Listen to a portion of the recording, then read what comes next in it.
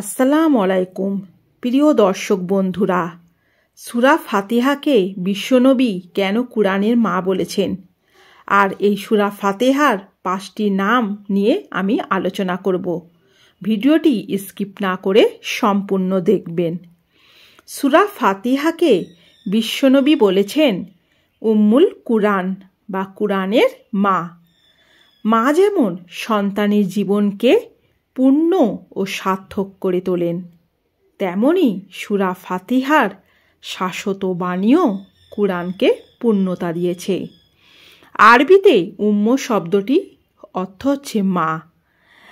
উম্মুল কুরআনের অর্থ হচ্ছে কুরআনুল কারীমের কেন্দ্রবিন্দু বা সারমর্ম। আল্লাহ তাআলা পুরো কুরআনের 30 পারায় যা উল্লেখ করেছেন তার সারমর্ম রেখে দিয়েছেন সূরা ফাতিহায়। সূরা ফাতিহার আরেক নাম হলো ওয়াফিয়া বা পূর্ণাঙ্গ। এই সূরাটি একসঙ্গে পুরোটা পড়তে হয়, খণ্ড খণ্ড রূপে পড়া যায় না।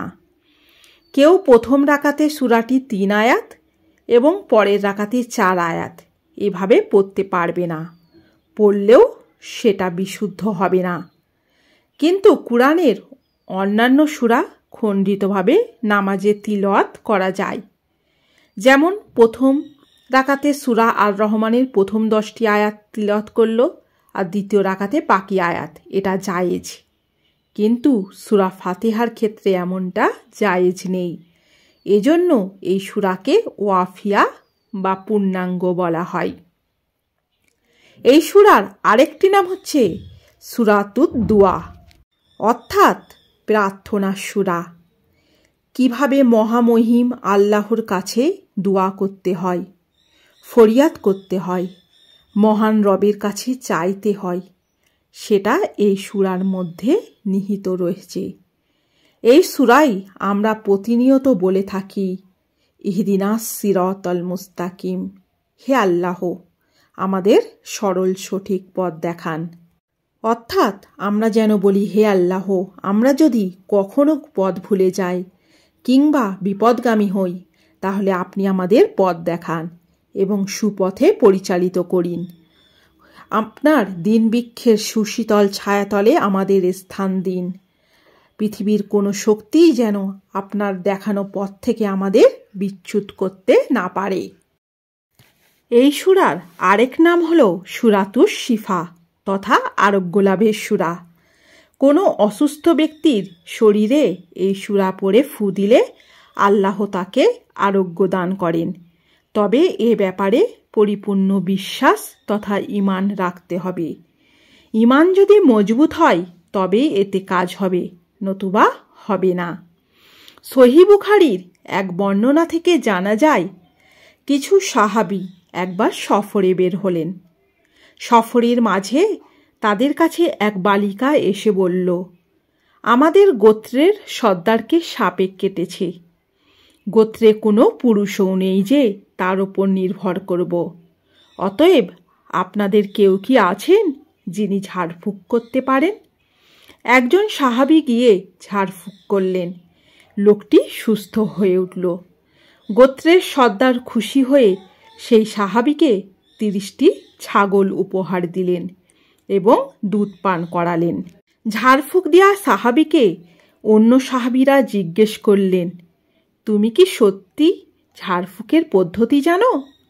তিনি বললেন, না, আমি তো কেবল সূরা ফাতিহা পড়ে ঝাড়ফুঁক করেছি।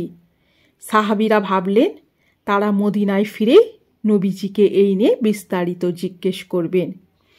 পরবর্তী সময়ে রাসূল সাল্লাল্লাহু আলাইহি ওয়াসাল্লামকে যখন এ বিষয় জানানো হলো, তিনি সব শুনে খুশি হলেন এবং বললেন, সে কেমন করে জানল তা সূরা ফাতিহা আরোগ্যের জন্য ব্যবহার করা যেতে পারে? তোমরা নিজেদের মধ্যে ছাগলগুলো ভাগ করে নাও এবং আমার জন্য একটি রেখো। তাই এই হাদিস থেকে প্রমাণ করা যায় যে সূরা ফাতিহা হলো সূরাতুস শিফা তথা আরোগ্য লাভের সূরা। তাই আমরা যদি অসুস্থ হই তাহলে চিকিৎসার পাশাপাশি সূরা ফাতিহা পড়ে রুকিয়াও বা ঝাড়ফুঁক করতে পারি। নিজের জন্য বা নিজেও রুকিয়াও করা যায়, অথবা অন্যদের মাধ্যমেও রুকিয়াও করা যায়।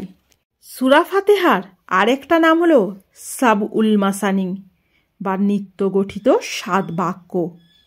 সূরা ফাতিহার আয়াত সংখ্যা 7টি। এই সূরাটি প্রতিদিন পড়া হয়। যারা শুধু ফরজ নামাজটা আদায় করেন তারাও প্রতিদিন অত্যন্ত 17 বার সূরা ফাতিহা পড়েন। তাহলে যে নামাজির বয়স 50 বছর, তিনি জীবনে মোট কতবার সূরা ফাতিহা পড়েছেন? কল্পনা করেছেন ব্যাপারটা? এজন্যই এই সূরাটিকে সাবউল মাসানি বা নিত্য গঠিত 7 বাক্য বলে আখ্যা দেওয়া হয়েছে। এই সূরা কখনো পুরনো হয় না। এ যেন এক চির নতুন ঐশী বাণী। ধরুন একজন নামাজি লোকের বয়স 80। এই 80 বছর ধরে প্রতি ওয়াক্তে সূরা ফাতিহা তিলাওয়াতের পরও তার মাঝে এতটুকুও বিরক্তি আসে না। বিশ্বাস না হলে এমন কাউকে জিজ্ঞেস করে দেখুন। আপাত দৃষ্টিতে এই সূরাটিকে সাধারণ মনে হলেও এটি তেমনটি নয়। একে যতবার আবৃত্তি করবেন ততবারই মনে হবে এর স্বাদ কখনো শেষ হওয়ার নয়।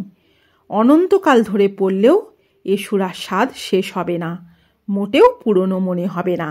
ভিডিওটি যদি ভালো লেগে থাকে অবশ্যই লাইক, কমেন্ট আর আমার চ্যানেলটিকে সাবস্ক্রাইব করবেন।